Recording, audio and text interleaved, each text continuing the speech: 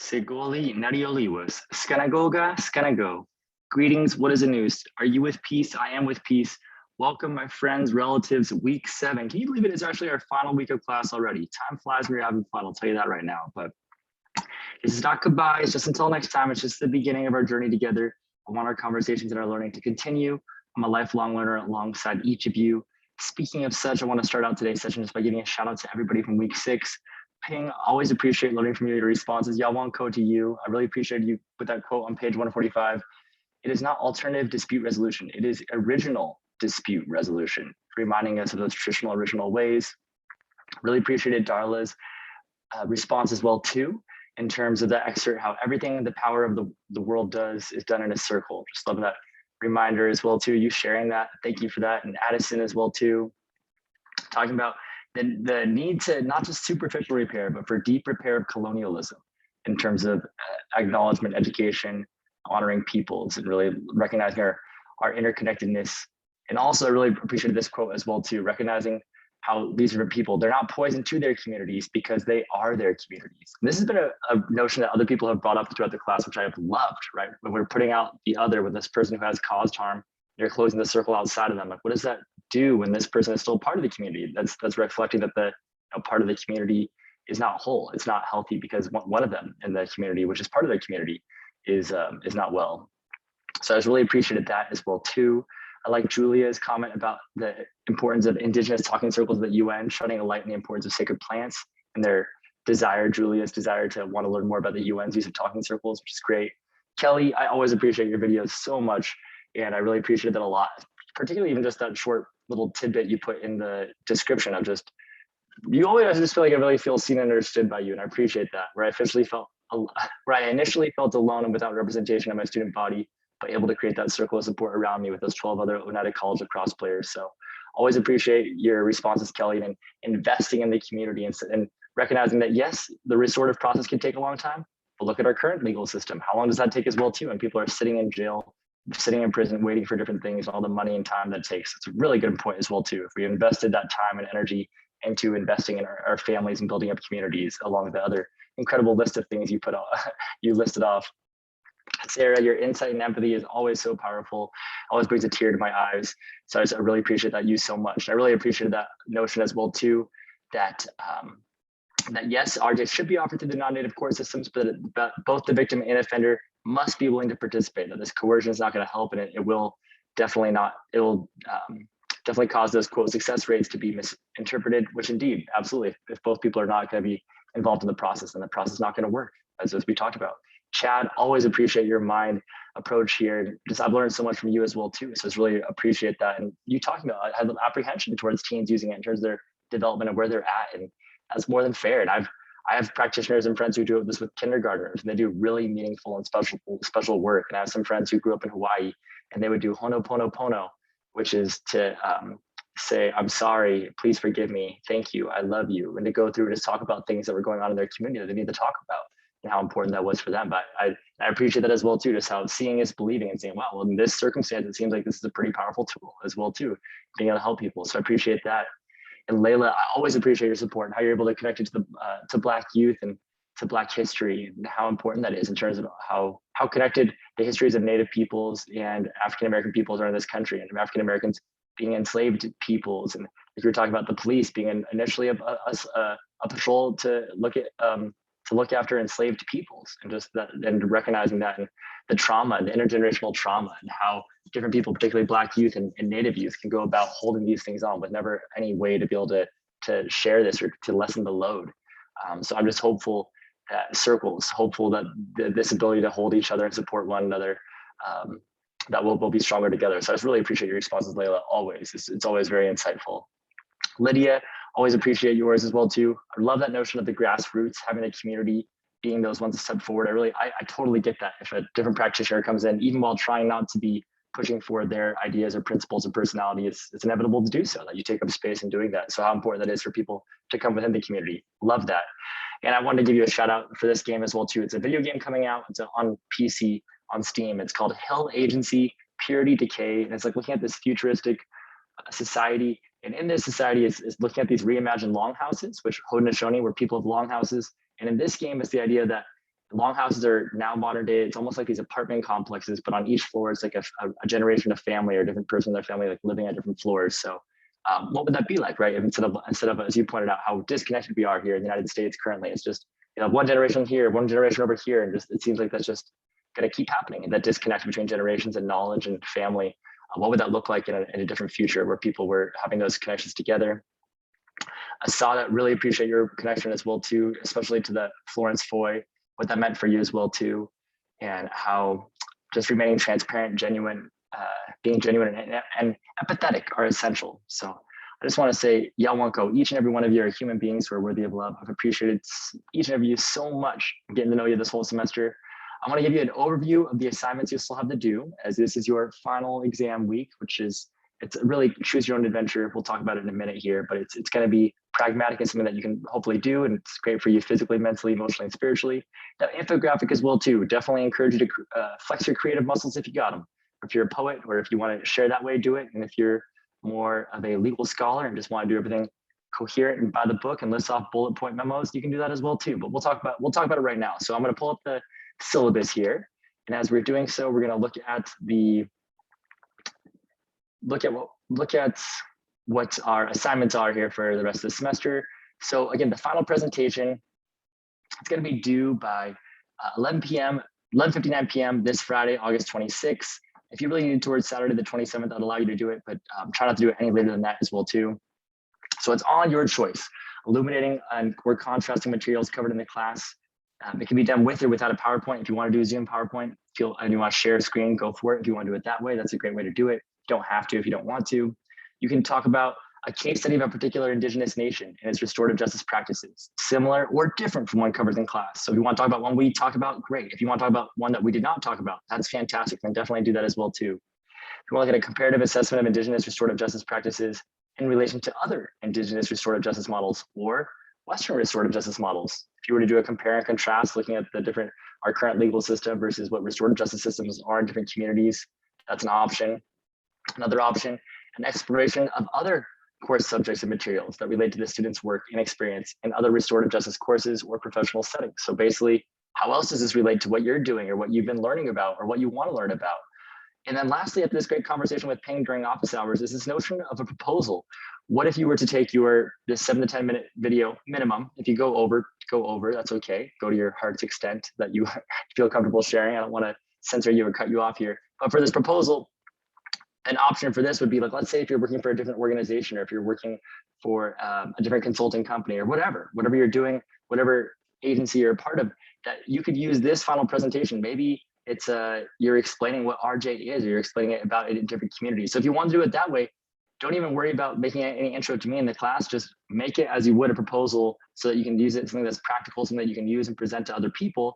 And then you can just show that to the class as well too. So you can put writing ahead of time of little intro of what it is. So you don't have to do the intro in the video. If you want it to be, what do they call it? Evergreen, where you're able to use it over and over again.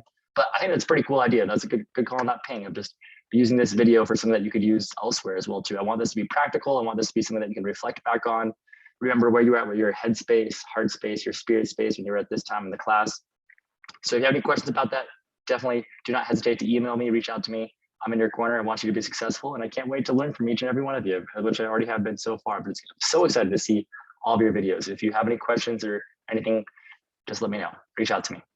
Up also is this one-page infographic of what you learned in the class. Now this one-page infographic, again, it can be created in artistic expression, typed in a paragraph form if you want to just do it just like you're writing an essay. It's one page minimum, so you can go longer.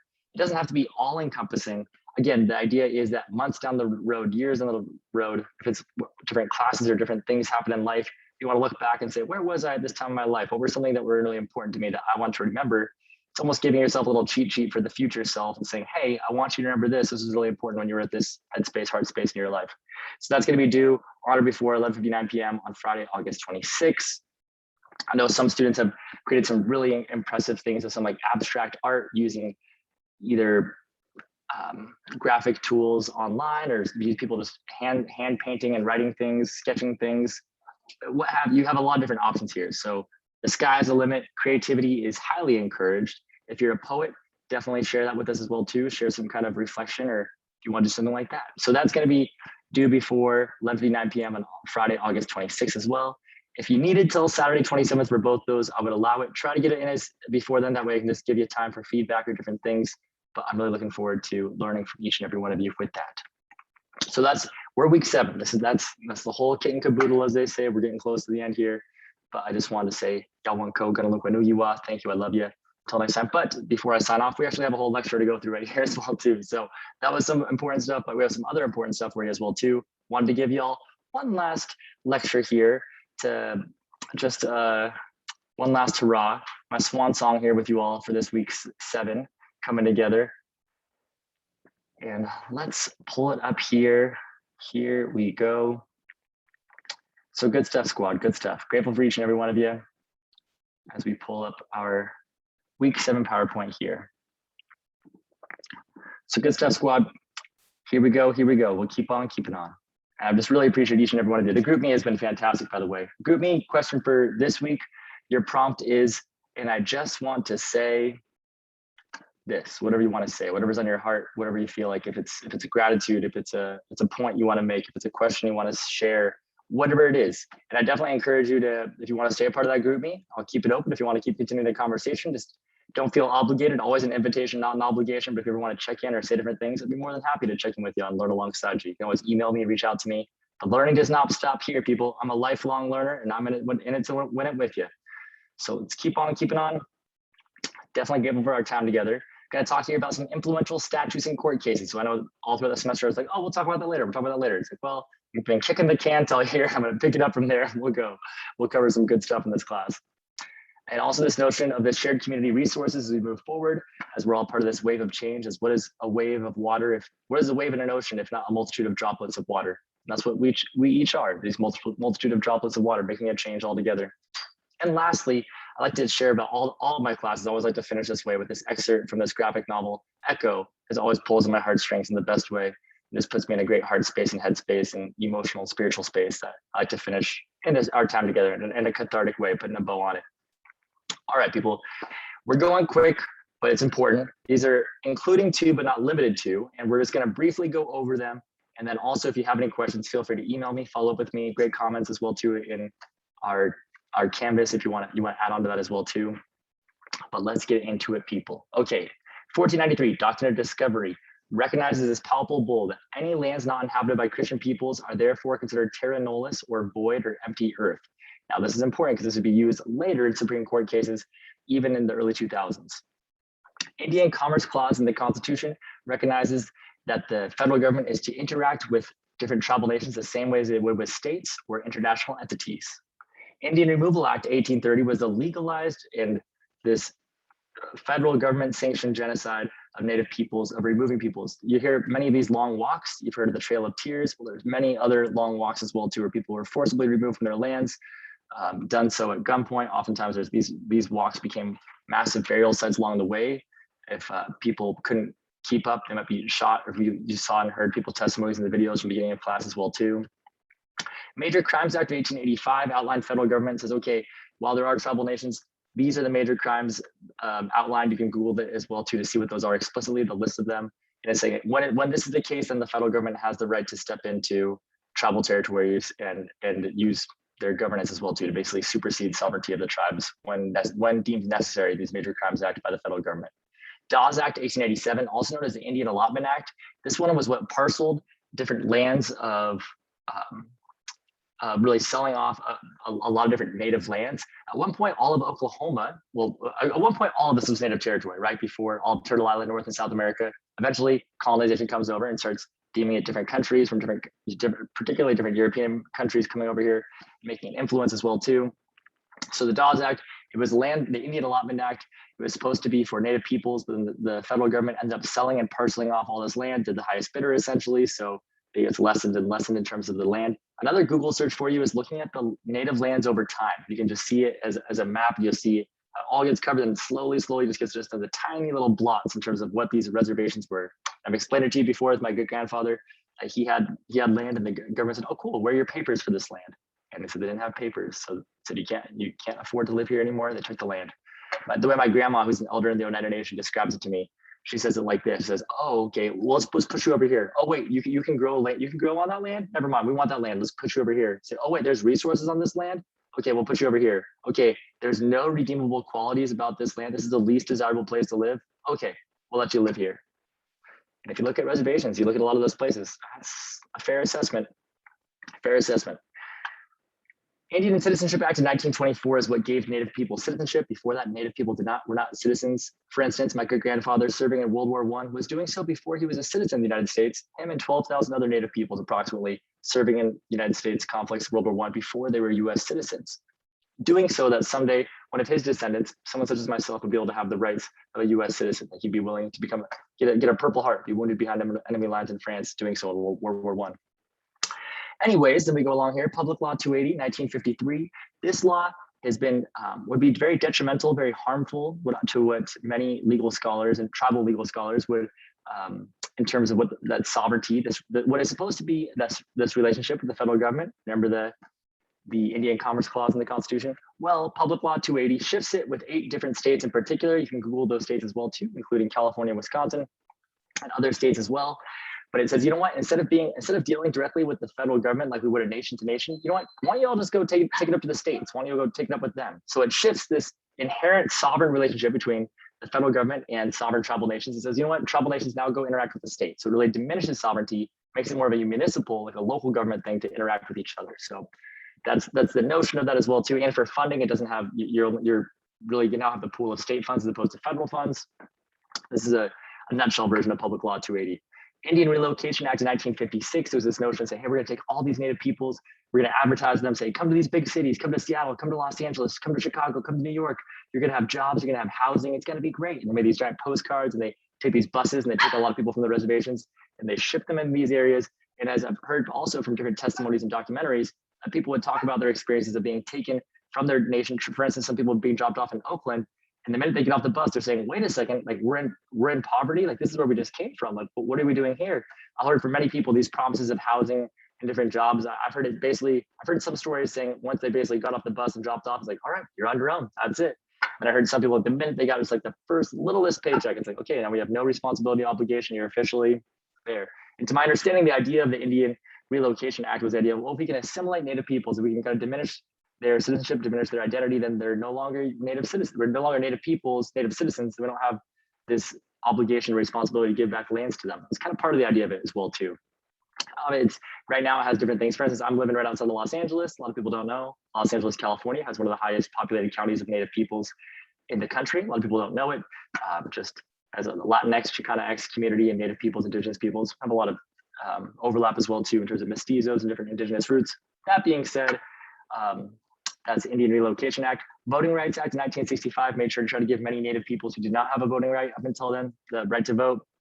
Indian Self-Determination Act of 1975 says, I've heard it said from different mentors, whether it's good, bad, or ugly, we're going to allow Native peoples to determine their own fate, so to kind of go back to that original inherent sovereign relationship with tribes. American Indian Religious Freedom Act of 1978, similar to this eagle feather here, the American spirituality as we do it, connecting to the spirit world and connecting like an eagle flying above the rest. This would be illegal up until 1978. And you'll see in law cases after this as well too, even though they have this statute, will still be broken in terms of Native peoples not having their American Indian religious freedoms protected. Indian Gaming Regulatory Act of 1988. This is one that had legalized gaming for different tribes as a way of creating revenue.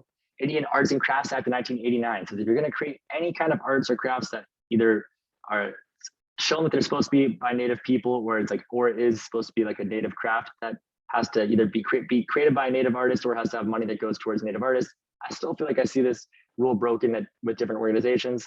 Looking at you, people like Free People, Ralph Lauren, different things, Jeep Grand Cherokee. I know one of the big ones I had a big problem with in terms of this of appropriation, and it's particularly for making a financial gains off it, was the Oneida Silverware Company. I know for a long time when I go to Target and people growing up say, oh, Oneida, I know you all as a silverware company. And turns out, yes, we are good at silverware. Yes, we are good at silver making, but no, that is no association for the tribal nation towards our actual tribal nation. It's just a company that makes money off of the name of the Oneida and how good we are at making silvers. So fairly misleading, very misleading, and certainly a prime example of appropriation and still breaking the Indian Arts and Crafts Act of 1989. So this one I still feel like it still gets broken. And this one it's a law, but I still feel like people need to know it and enforce it as well too. Native American Languages Act 1990. So me just saying Guadalupe, I love you, Oneida, would have been illegal up until 1990. I was born in '89, so that puts in some perspective for you as well too. Still feel like I'm a pretty young buck. So Native American Graves and Repatriation Act of 1990 is recognizing that to try to return natives. This is also called NAGPRA for short. One example of this is returning native peoples back to their original homelands. For instance, Carlisle Indian Boarding School, we talked about, has the 180 tombstones of marked children, number 13 for unmarked children as they were unable to be identified. Well, for these, we've been working as an Oneida people, as a nation of Wisconsin, of like slowly returning some of those families back to Oneida, Wisconsin, so that they're as they're unearthed, that they're eventually put back so they can rest in their original homelands. It's being connected to the soil, being connected to the dirt, being connected to our people and community is key for many different Native peoples, and in terms of that spiritual healing as well too for the community and the family. When we heal ourselves, we help heal our ancestors as well too, so I'm told. Then we go here to the Violence Against Women Act. That was first put forward in '94, then re-upped in 2013, and again re-upped in 2022 again. And this is recognizing, it's just increasing the enforcement of crimes that are committed against women. And adds some more teeth to the legislation in terms of enacting some enforcement of those things that happen against women. Missing and murdered Indigenous women and missing and murdered Indigenous peoples, Two-Spirit peoples, still very, very much a large issue for Native peoples as well too. We'll get into that as well. Looking at here at UNDRIP, which is the United Nations Declaration of the Rights of Indigenous Peoples. The United States did not initially sign on to this, but is recognizing UNDRIP. Other people who did not initially sign on was New Zealand, Australia, Canada, I believe.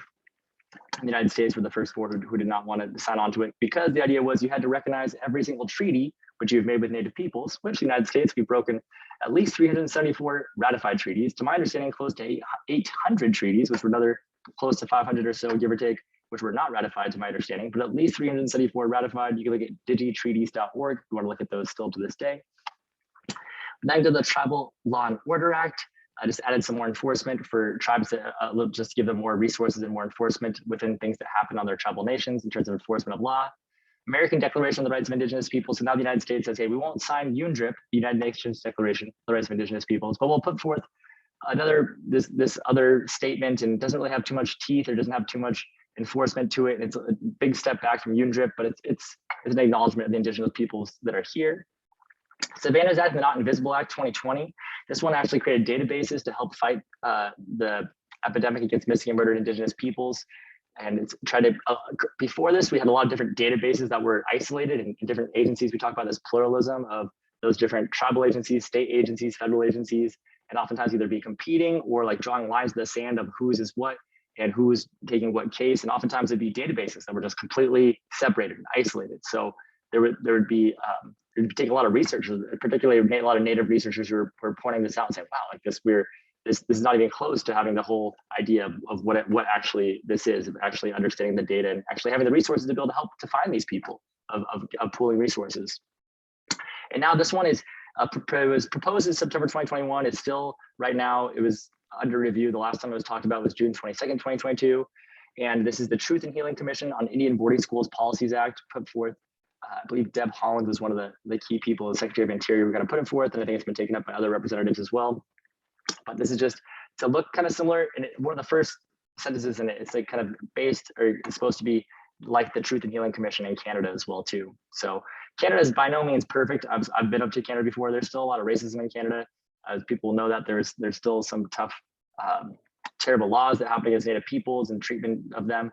But in terms of still having some truth and reconciliation, I think that there's still a roadmap and a model for the United States to still learn from. That's for sure. It's interesting, as like the 60-minute special recently, it talked about how the Indian residential schools in Canada, right, really focused all about them. And it made it seem like it's just a Canada issue without ever recognizing that it was the Canada Indian residential schools are based off the Indian boarding schools in the United States, based off the first one, which is Carlisle Indian School, the over 450 Indian boarding schools in the United States, the over 150 Indian residential schools in Canada. What did I say, Bill? When we heal ourselves, we help heal our ancestors. Let's keep it going.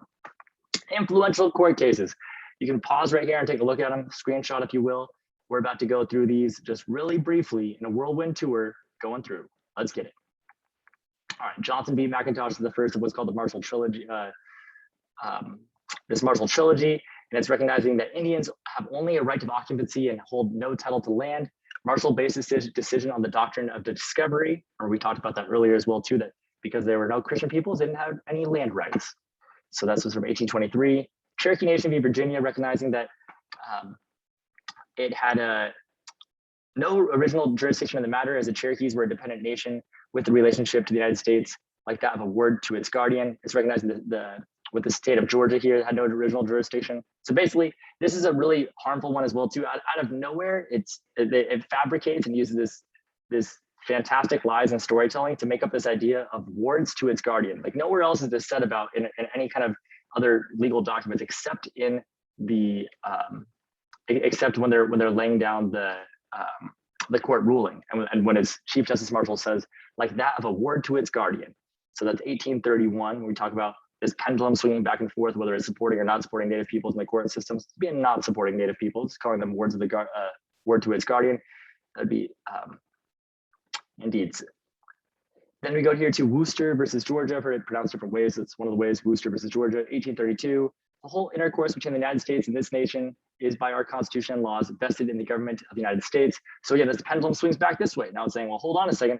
The state, you can't interact with the state of Georgia with the Cherokee people. Say, no, actually, that's the Cherokee people need to interact with the United States. Like that's what our design relationship is with them, which would be interesting as we talk about Public Law 280 in 1953, which literally goes the opposite way, puts it towards the states. Yeah, this is a terrible one as well too. Lone Wolf v. Hitchcock, 1903. Congress has the power to modify or terminate Native American treaties without the Native Americans' consent. It's a Supreme Court ruling. Then going on here to Winters v. United States, 1908. It said, while the United States itself could abrogate rights granted to the United States under a treaty with them, it alone had this power. It abrogate a fancy $5 word per se, they can just stop or just don't have to abide by it anymore and get rid of the treaties. All rights acquired by the Indians under other treaties, like with different parties, were to be fully protected against invasions from these other parties. So it's saying, hey, we can do that as a federal government, we can break treaties, but you can't do that. So some hypocrisy there, 1908.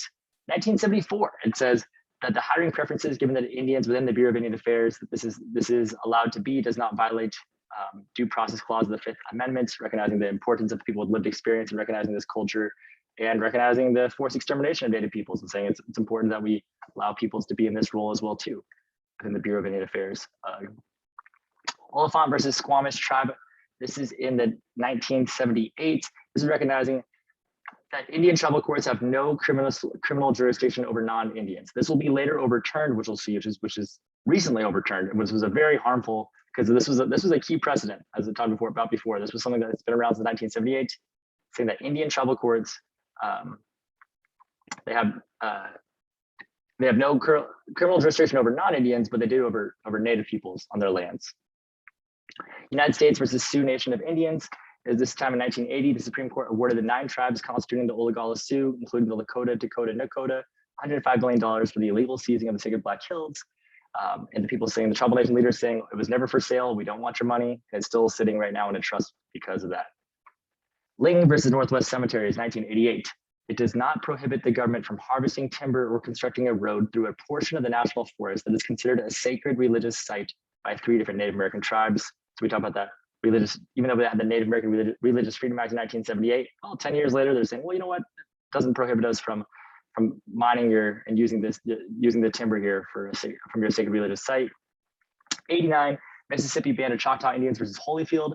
Indian Child Welfare Act governed adoptions of Indian children, so it's enforcing the ICWA, Indian Child Welfare Act, ruled that a tribal court had jurisdiction over a state court if the child or the natural parents resided on the reservation. So now the pendulum swinging back and saying, hey, we do recognize that Native people have rights and you are your own sovereign nations and entities and different things. So it can be very confusing. And as talked about with Sarah as well too, it feels like it's designed that way to make it feel like it's very hard to keep up with someone who'd be studying it all my life. I'm still like, what's going on? What's different things? And so I look to you all as different people who are either your master's certificate, JD, put our minds together and you can help me deconstruct some of this as well too and try to make sense of it. United States versus Lara, 2004. It says both the United States and a Native American tribe could prosecute an Indian for the same acts that constituted crimes in both jurisdictions. So, you've heard of double jeopardy. Someone can't be tried for the same crime twice. Well, in this case, it's saying, well, actually, yes, you can still be tried within the United States court and then the Native American courts. Like those are 2 different court systems, so it's not double jeopardy. This is a 2004 ruling. Navajo Nation for U.S. Forest Service is saying that artificial snow containing sewage water was used in the sacred San Francisco peaks. Navajo people, 12 other nations made an appeal under the Religious Freedom Act to stop this. The Ninth Circuit ruled this was not a substantial enough burden on the religious freedom of American Indians. People begging them, pleading them, please do not put this sewage water on these sacred mountains. This is going to desecrate it. They say, you know what, not enough substantial burden. So this is 2008. 2018, Bracken versus Sink. This is from the Texas court. I talked about this one briefly before. The Northern District of Texas has declared that Indian Child Welfare Act and its implementing federal regulations are unconstitutional. Saying, well, hold on, because of the I believe the equal opportunity clause, but it's this notion they're trying to argue that it's really racist for that have Native people go with Native people, even though there's forced extermination, even though American Psychological Association recommended this back in the 1970s. McGirt versus Oklahoma. Much of the eastern portion of the state of Oklahoma remains as Native American lands of the prior Indian reservations. That was a big one in terms of the pendulum swinging for a positive for Native peoples as well too, trying to make sense of that. United States versus Cooley 2021. Tribal authorities can at least detain and investigate non-tribal members who are suspected of committing a crime. Again, a positive one. Then here we're starting on the Native, still positive here.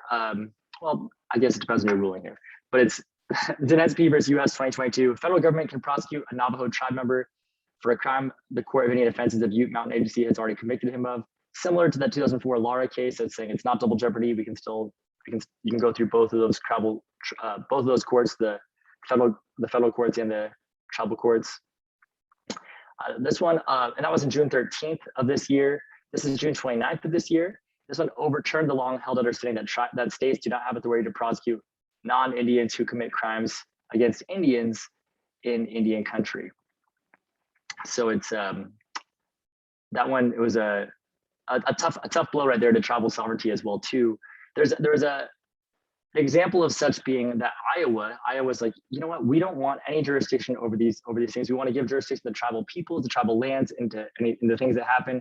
And then because of this ruling, the Supreme Court ruling is like, too bad, Iowa, you have it anyways, even though you literally as a state had asked to not have rights over it, because the Supreme Court ruling would say you're going to have ruling over these Native peoples anyways. So overturned a long-held understanding that states do not have authority to prosecute non-Indians who commit crimes against Indians in Indian countries. Now they do. So that was June 29th, 2022. And we talked about this one, I believe earlier, but Colorado governor voids an 1864 order to kill Native Americans. Before that, it was legal to kill Native peoples in the state of Colorado. And guess when that was overturned? August 17th, 2021. So just last summer, just a year ago, not that long ago. This is a picture of Colorado Governor Jared Polis. You can see with many tribal peoples here. It was a big deal. And there's still, I look to you all as well too. I was in conversations with other students as well too, in Ish, and talking about what it's like for the Abenaki people in Vermont in terms of trying to get land and the different things of people's experiences, and seeing how the laws in terms of different things of what that's like for different people and people sharing their experiences, what that's like. So that's it's definitely important to look at the laws that are in place and try to change the outdated ones and say that we're all human beings who are worthy of love, and we should not be perpetuating genocide, the purposeful harm or erasure toward the people and their culture. So that being said, people, what a whirlwind tour that was. Let's continue the conversation and learning on GroupMe. If you want it, I'm there. Definitely reference our class YouTube playlist for more content. So we really only got through like a small chunk of it, like a quarter of it. There's probably about 75% or more videos that you all can definitely check out and watch on your own. I would encourage you all to scroll all the way to the bottom, then press Control F to find, and like if there's a word or if there's an idea or if there's a topic that you're interested in, you can just search that way and you might find it in there. It's pretty extensive, and I'd always love to add to it. So if you find more resources, go for it. Also in our Canvas right now, added to week 7. Thank you very much to Sarah who brought the recommendation, and to Alana Ojibwe. We now have Tribal Justice, that film, available for your viewing pleasure. So it has been purchased by the center. So shout out to VLS for doing so. Excited for that resource as well too. So definitely optional, but please do check that out. You can have that as a resource to look at. And then definitely reach out to one another for support. Like as we talked about the GroupMe, we basically started this as essentially strangers, essentially people who didn't really know each other. Well, now we do on a pretty deep level and a personal level, and have a lot of great ideas. And I don't think the learning has to stop here. And I think that we're stronger together. So let's keep it rolling, people. Let's keep it going. I love this one. Shout out to one of my mentors here, Dr. Pamela Taylor, the elder as well too in Kenya, in Africa, and also Professor Emeritus here in the United States. I believe at Seattle University, if I'm not mistaken. Anyways, Dr. Pamela Taylor talking about ancestral mathematics. So think about this. In order to be born, you needed 2 parents, right? And then And from that, you'd have 4 grandparents, then 8 great-grandparents, 16 second great-grandparents, 32 third great-grandparents, 64 fourth great-grandparents, 128 fifth great-grandparents, 256 sixth great-grandparents, goes on, as you can see, for a few more lines. So that means for you to be born today from 12 previous generations, you needed a total of 4,094 ancestors over the last 400 years. That's just a simple fact for all of us to be where we are today. That's what it took, 4,094 people from over 400 years of 12 generations for you to be where you are today. I like this question as well too. Think for a moment, how many struggles, how many battles, how many difficulties, how much sadness, how much happiness, how many love stories, how many expressions of hope for the future did your ancestors have to go for you to exist in this present moment? I've heard it said from this organization called Native Like Water that we are our ancestors' wildest dreams. That one gives me the chills. I feel that. I feel that deeply. I'm so grateful to be talking to you all right now. I feel that. So Yawanko, thank you to all my ancestors. And as we are all just grateful for all of our ancestors here, just giving a moment of gratitude. All right, people, I talked about it. I'm going to say it again. I'd highly recommend the show Reservation Dogs. It's definitely some language, some F-bombs in there. I call them educational F-bombs, but it's pretty funny. As we talked about by some different people, say Native people are really funny, but we don't always get a chance to portray that or show that. So I definitely recommend that show. Check it out. They have season 1 and 2 on there. Grandma, approved by Grandma, who's an elder in the Oneida Nation. Eleanor Bailey, Eleanor Cornelius is her maiden name. She approves of the show as well too. We'll watch it. And right now, I watched it on my own. We watched it together and binge watched it. When I visited her last summer, she loved it. Now we're watching it just separate, but together. And we call on each other and talk about the episodes, and it's pretty fun. Another show coming out here, Echo, 2023 on Disney Plus. Would highly recommend that as well too. And it's based off a graphic novel, and I'm about to share an excerpt from that one right now. So again, Vision Quest, and we're about to hear a story here. It's created by David Mack, who used to sit with his uncle, a Cherokee storyteller, encouraged to draw the images and ideas that he heard. So this story right here, it's about this character, Maya Lopez, and this character happens to be deaf. So let's hear about Maya's story. So Maya says here, later on, when I realized there is this thing called sound, I will ask my father all kinds of questions like, what does laughter sound like? What sound does grass make? When I hear that rain makes a sound, I will ask, what sound do the clouds make? Does the sunshine make a noise? What does the rainbow sound like?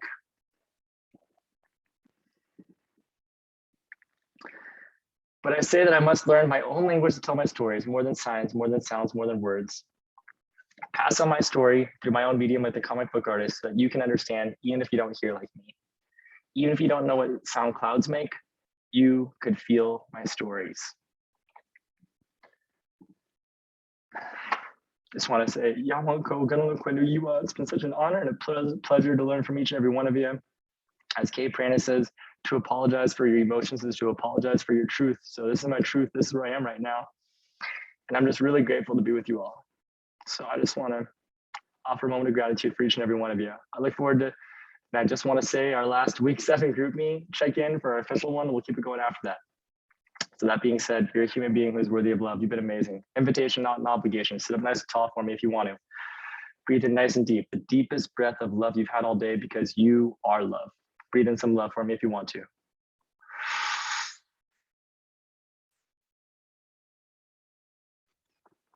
Exhale some love.